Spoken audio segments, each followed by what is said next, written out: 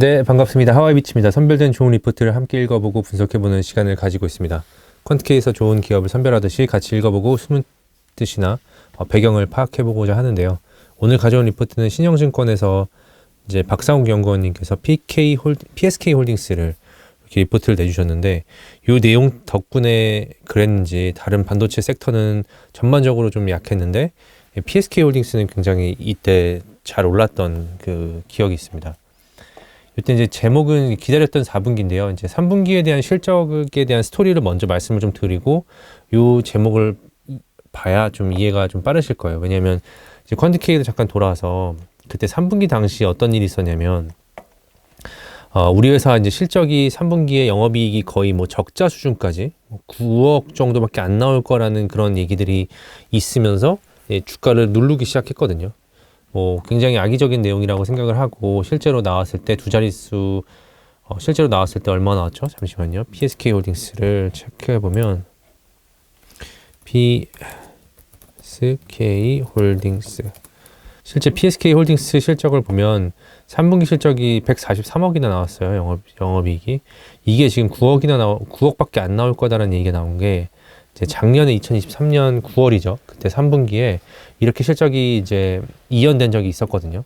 근데 그럼에도 불구하고 회사는 이 매출액이 지금 거의 2배 이상 뛰었고, 그리고 지금 영업이익은 정상적으로 이렇게 나왔거든요. 물론 이제 154억, 156억 이런 흐름보다는 좀 주춤했는데, 지금 24년 4분기에 이 정도 흐름을 지켜줄 수 있을 거라고 지금 어떤 리포트에서 얘기를 하고 계실 거예요.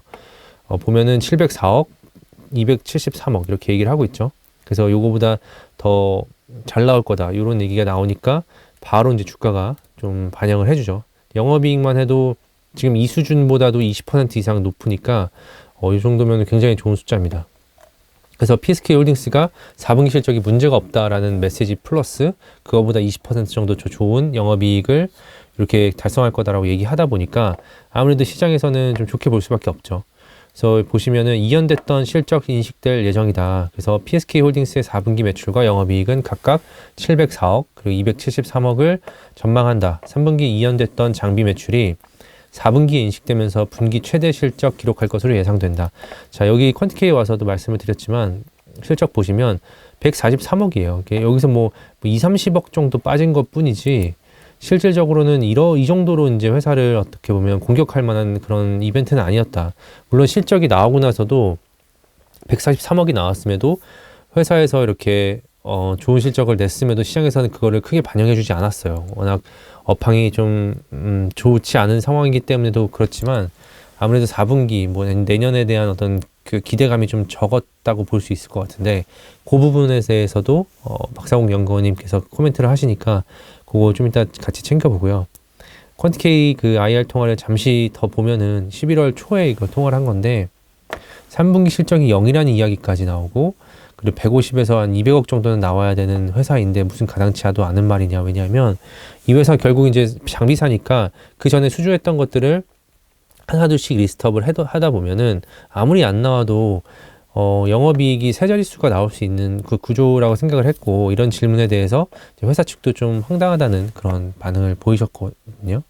그래서 이제 회사를 좀 공부하신 분들이라면 어느 정도 나올지는 대략적으로 알 부분인데, 어떻게 이 정도로 회사를 어떻게 보면은 악의적으로 소문을 내고 이러는지, 요거에 대해서 굉장히 저도 좀 황당했던 기억이 있는데, 우리 회사 주요 매출은 TSMC하고 그 밸류체인에서 나오는 디스컴 장비입니다. 근데 리플로우는 얼마 안 되지만 그것조차도 마이크론 대만에 가는 게 맞는데, 그런데 삼성이 하이브리드 본딩 가면 우리 거 안 쓴다는 이런 논리도 있습니다.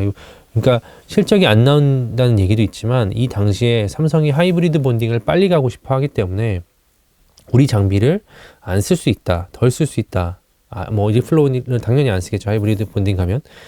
그래서 그런 얘기들이 나오면서 회사를 짓눌렀다, 이런 거를 체크를 해보신 다음에 리포트를 가서 제목을 보면 기다렸던 4분기라는 요게 좀 더 의미가 크게 다가올 수 있고, 시장에서도 그런 부분을 충분히 반영해줬다. 섹터가 안 좋음에도 불구하고 주가를 확 올려줬다 말씀을 드립니다.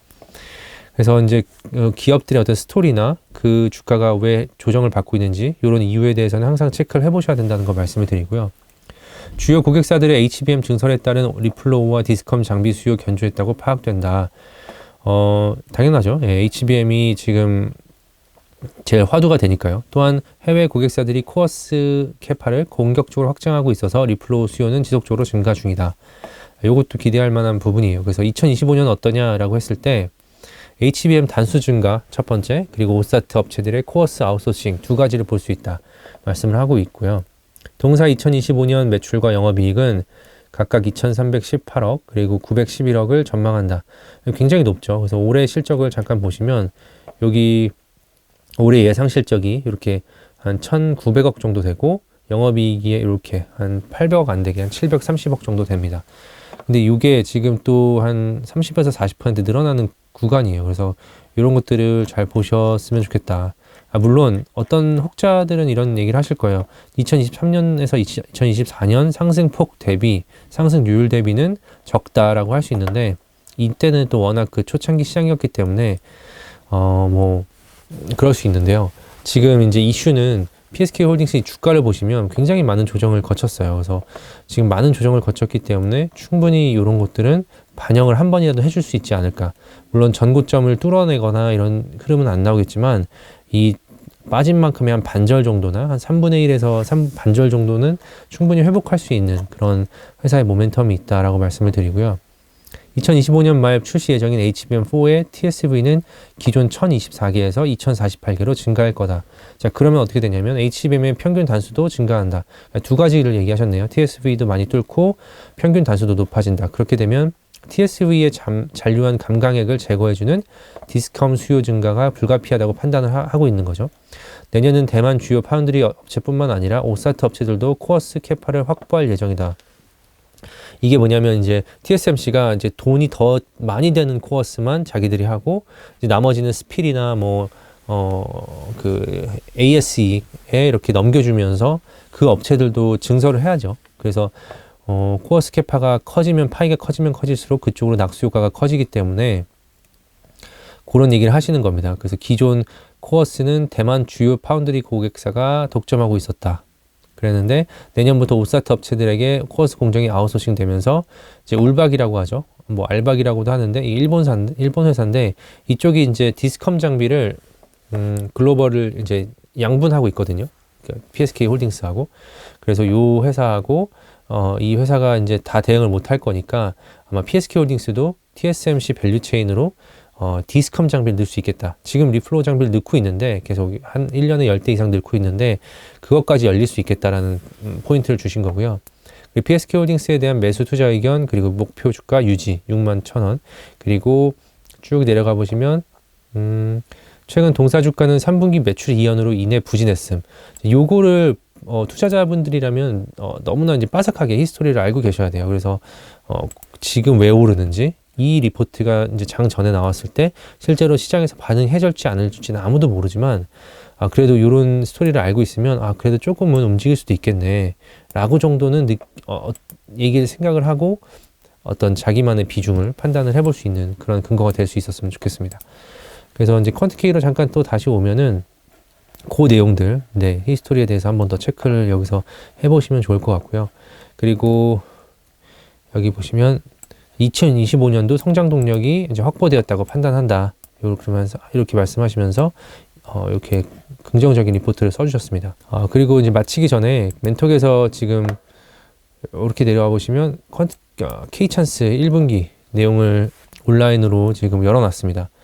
그래서 이제 트럼프 2.0 그래서 이게 트럼프 2기에 대한 어떤 준비 결국 2024년에 대한 어떤 리뷰 플러스 2025년을 어떻게 가져가야 되는지에 대한 어떤 K찬스가 될 거고요. 항상 연말에는 뭐 이렇게 직전에 어떻게 했는지 앞으로 어떻게 할 건지에 대한 얘기를 하기 때문에 앞으로 이제 또 내년 초가 되면은 또 각각 섹터에서 대장들이 나타나기 시작할 텐데 사전에 미리 트럼프에 대해서 알고 일론 머스크에 대해서 알고 그리고 시장에 대해서 대응하는 거 그거에 대해서 좀 말씀을 드렸고 1월 20일이 이제 트럼프 취임인데 그때 전후로 아마 분위기가 갈릴 거고요. 그 뒤로 아마도 대장 섹터나 대장주가 이제 나타나지 않을까라고 기대를 하고 있습니다.